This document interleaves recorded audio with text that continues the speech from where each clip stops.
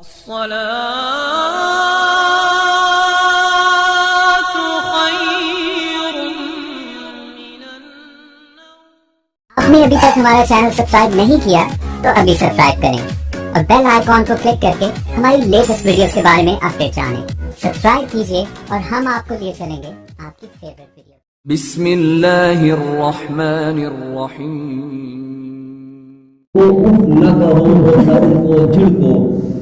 وقل لہما قولا کریما، اور ان کے ساتھ اچھائی کے ساتھ بات کرو، بھلائی کے ساتھ بات کرو، واخفض لہما جناح الذل من الرحمۃ وقل رب ارحمہما کما ربیانی صغیرا، اور ان کے سامنے عاجزی انکساری کے ساتھ اپنے آپ کو جھکا دو اور اللہ تبارک و تعالی سے دعا کرو کہ یا اللہ جس طرح انہوں نے مجھ پر بچپن میں رحم کیا اس طرح تو ان پر بڑھاپے میں رحم فرما۔ ربکم اعلم بما فی نفوسکم، تمہارا رب جانتا ہے جو کچھ تمہارے دلوں میں ہے۔ ان تکونوا صالحین فانہ کان للاوابین غفورا، اور اگر تم نیکی کرو گے اسی کی طرف لوٹائے جاؤ گے تو بہت زیادہ بخشنے والا ہے، رحم کرنے والا ہے، مغفرت کرنے والا ہے۔ محترم بزرگوں اور دوستو، ان آیات مبارکہ کی تفسیر علامہ قرطبی نے یوں بیان فرمائی ہے کہ اللہ رب العزت نے اپنی عبادت کے ساتھ والدین کے ساتھ ادب و احترام اور ان کے ساتھ حسن سلوک کرنے کو بیان فرمایا۔ ایک جگہ ارشاد فرمایا انشکر لی ولوالدیک، کہ میرا شکریہ ادا کرو اور میرے ساتھ والدین کا بھی شکریہ ادا کرو، اس لیے کہ اصلی حق، اصلی خالق رب تعالی ہے، باری تعالی ہے، لیکن دنیا میں آنے کا ذریعہ، پرورش، تربیت، سب کچھ ہم کو سکھانے والے والدین ہیں۔ اللہ تبارک و تعالی ہم سب کا رب حقیقی ہے، لیکن والدین بھی ہم سب کے رب مجازی ہیں۔ اگر والدین کسی بچے کو کچھ نہ سکھائے تو دنیا اس کو بے غیرت، بے رحم، بے مروت، پتہ نہیں کس کس القاب سے نوازتی ہے، اور اگر والدین اپنے بچے کی اچھی خاصی تربیت کرے تو اسی بچے کو دنیا دوسرے القاب سے جانتی ہے۔ کوئی باادب کہتا ہے، کوئی باشعور کہتا ہے، کوئی عالم کہتا ہے، کوئی ڈاکٹر کہتا ہے، کوئی انجینئر کہتا ہے۔ محترم بزرگوں اور دوستو، تو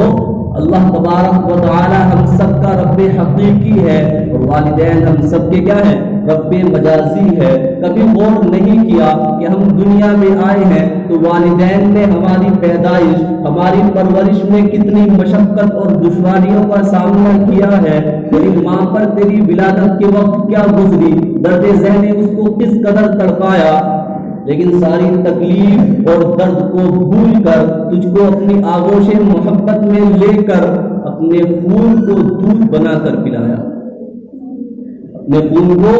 دودھ بنا کر پلایا۔ محترم بزرگوں اور دوستو، افسوس، سر افسوس کے زیادہ دن گزرنے نہیں پاتے، وہی انسان اپنے والدین کے احسانات کو بھلا دیتا ہے، لیکن عرش عظیم کا مالک اللہ تبارک و تعالی نے والدین کے احسانات کو نہیں بھلایا، بلکہ اپنی عبادت کے ساتھ والدین کے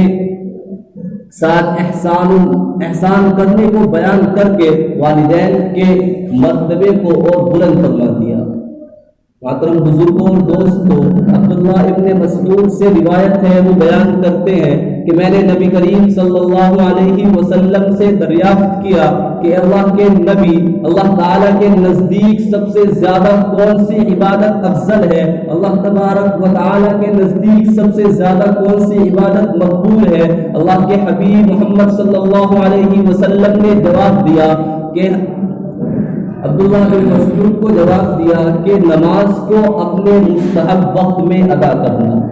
نماز کو اپنے مستحب وقت میں ادا کرنا۔ عبداللہ بن مسعود رضی اللہ عنہ نے دوبارہ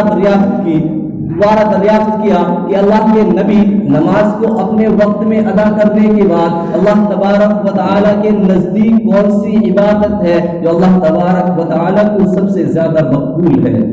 محترم بزرگوں اور دوستو، اللہ تبارک و تعالیٰ کے نبی محمد مصطفیٰ صلی اللہ علیہ وسلم نے جواب دیا کہ والدین کے ساتھ حسن سلوک کرنا۔ حضرت عبداللہ ابن مسعود رضی اللہ عنہ نے تیسری مرتبہ پھر دریافت کیا کہ اللہ کے نبی، اس کے بعد اللہ تبارک و تعالیٰ کے نزدیک کون سی عبادت سب سے زیادہ پسندیدہ ہے؟ اللہ کے نبی صلی اللہ علیہ وسلم نے جواب دیا کہ اللہ کے راستے میں جہاد کرنا۔ محترم بزرگوں اور دوستو، اس روایت سے پتہ چلتا ہے کہ اللہ کے نبی صلی اللہ علیہ وسلم نے جہاد کے اوپر والدین کے ساتھ حسن سلوک کرنے کو فضیلت دی۔ ایک روایت میں آتا ہے کہ ایک صحابی اللہ کے نبی صلی اللہ علیہ وسلم کے پاس حاضر ہوئے اور عرض کیا کہ اللہ کے نبی، میں اللہ کی رضا کے لیے، اللہ کی خوشنودی کے لیے، ثواب حاصل کرنے کے لیے جہاد میں جانا چاہتا ہوں، جہاد میں جانا چاہتا ہوں۔ اللہ کے نبی صلی اللہ علیہ وسلم نے اس انسان سے معلوم کیا، ان صحابی سے معلوم کیا، کیا اور کوئی رضا نہیں ہے؟ صرف اللہ کی رضا کے لیے، اللہ کی خوشنودی کے لیے، اللہ اپنے لیے ثواب حاصل کرنے کے لیے تو جہاد میں جانا چاہتا ہے؟ ان صحابی نے عرض کیا کہ اللہ کے نبی، صرف یہی غرض ہے، میرا کوئی اور مقصد نہیں ہے۔ اللہ کے نبی صلی اللہ علیہ وسلم نے ان صحابی سے معلوم کیا کہ تمہارے والدین زندہ ہیں؟ انہوں نے عرض کیا کہ اللہ کے نبی، میرے والدین زندہ ہیں۔ اللہ کے نبی صلی اللہ علیہ وسلم نے فرمایا کہ جاؤ، جہاد میں جانے سے 1000 گنا بہتر ہے کہ گھر پر جا کر اپنے والدین کی خدمت کرو۔ محترم بزرگوں اور دوستو، آج ہندوستان کے اندر جب ہم نظر دوڑاتے ہیں تو پتہ لگتا ہے کہ والدین، انسان نے والدین کو اتنا زیادہ تکلیف دی ہے، اتنا زیادہ پریشان کیا ہے کہ وہ لوگ کبھی کسی کو اپنا درد سناتے ہیں، کبھی کسی کے سامنے روتے ہیں، کوئی کہیں اسٹینڈ پر پڑا ہے، کوئی کہیں ریلوے اسٹیشن پر پڑا ہے، اور ان سے معلوم کرو کہ ابا کیا بات ہے، کیا وجہ ہے کہ تم یہاں پر اپنی زندگی گزار رہے ہو؟ تو وہ بتاتے ہیں کہ میرے لڑکے کے پاس اتنا پیسہ ہے، میری اولاد وہاں کام کرتی ہے، لیکن میرے لیے وقت نہیں ہے، میرے لیے پیسہ نہیں ہے۔ ان کے پاس دنیا کی تمام آسائشیں موجود ہیں، دنیا کی تمام راحت ان کے پاس موجود ہے، اگر کچھ نہیں ہے تو میرے لیے وقت نہیں ہے، میرے لیے پیسہ نہیں ہے۔ ہندوستان کے اندر کتنی جگہ اولڈ ایج ہوم بنے ہوئے ہیں، اس کا مطلب یہی ہے کہ وہاں پر بوڑھے والدین کو چھوڑ دیا جاتا ہے۔ محترم بزرگوں اور دوستو، اللہ کے نبی صلی اللہ علیہ وسلم نے فرمایا کہ اس شخص کی ناک خاک آلود ہو، اس شخص کی ناک خاک آلود ہو، اس شخص کی ناک خاک آلود ہو۔ 3 مرتبہ ارشاد فرمایا۔ صحابہ نے عرض کیا کہ اللہ کے نبی، کس شخص کی ناک خاک آلود ہو؟ کون ہے جس کے بارے میں آپ نے 3 مرتبہ ارشاد فرمایا؟ اللہ کے نبی صلی اللہ علیہ وسلم نے جواب دیا کہ وہ شخص جس نے اپنی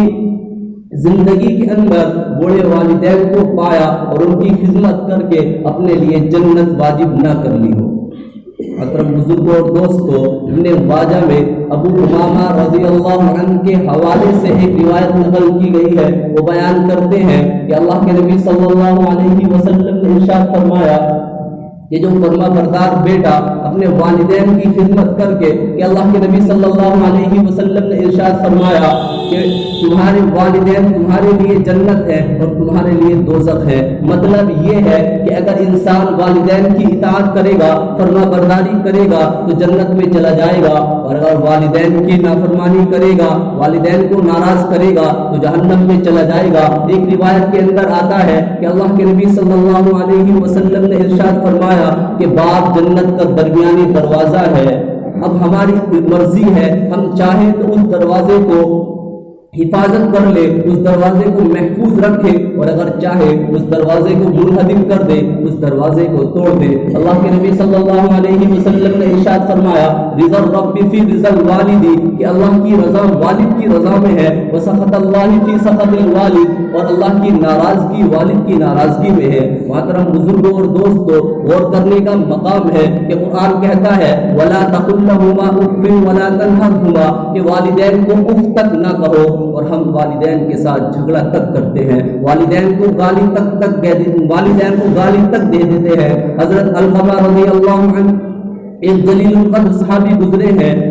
اور صحابی کا مرتبہ اتنا بڑا ہے کہ آج دنیا کے اندر کتنا ہی بڑا عالم ہو، کتنا ہی بڑا مفسر ہو، کتنا ہی بڑا کتب ہو، اللہ تبارک و تعالیٰ کی 24 گھنٹے عبادت کرتا ہو، لیکن صحابی کے ادنا سے ادنا مقام کو نہیں پہنچ سکتا۔ ان کی انتقال کا وقت قریب ہے، موت کا وقت قریب ہے، صحابہ کرام ان کو تلقین کرتے ہیں کہ آپ کلمہ ان کی زبان پر جاری ہو جائے، لیکن ان کی زبان پر کلمہ جاری نہیں ہو پاتا۔ اللہ تبارک و تعالیٰ کی خدمت میں حضرت بلال حبشی، اللہ کے نبی صلی اللہ علیہ وسلم کی خدمت میں حضرت بلال حبشی رضی اللہ عنہ کو بھیجا جاتا ہے کہ اللہ کے نبی صلی اللہ علیہ وسلم کو جا کر پورا ماجرا بتاؤ کہ حضرت علقمہ رضی اللہ عنہ کی زبان پر کلمہ جاری نہیں ہو رہا۔ حضرت بلال حبشی رضی اللہ عنہ اللہ کے نبی صلی اللہ علیہ وسلم کی خدمت میں حاضر ہوتے ہیں اور عرض کرتے ہیں کہ اللہ کے نبی حضرت علقمہ رضی اللہ عنہ کی زبان پر کلمہ طیبہ جاری نہیں ہو رہا۔ بہت زیادہ تلقین کی گئی، اللہ کے نبی صلی اللہ علیہ وسلم نے معلوم کیا کہ ان کے والدین زندہ ہیں، بتایا گیا کہ والدہ زندہ ہے جو بہت زیادہ ضعیف ہے۔ اللہ کے نبی صلی اللہ علیہ وسلم نے حضرت بلال حبشی رضی اللہ عنہ سے کہا کہ جاؤ ان کو یہاں بلا لاؤ، اور اگر وہ یہاں نہ آ سکے تو میں خود ان کے پاس چلا جاؤں گا۔ حضرت بلال حبشی رضی اللہ عنہ حضرت علقمہ رضی اللہ عنہ کی والدہ کے پاس گئے اور ان سے جا کر کہا کہ اللہ کے نبی صلی اللہ علیہ وسلم آپ کو بلا رہے ہیں، اور یہ بھی کہا ہے کہ اگر آپ نہیں جا سکتی تو میں خود آپ کے پاس آ جاؤں گا۔ حضرت علقمہ رضی اللہ عنہ کی والدہ کہتی ہیں کہ میرے ماں باپ اللہ کے نبی صلی اللہ علیہ وسلم پر قربان، میں خود ہی ان کے پاس جاؤں گی، ڈنڈا ٹیک کر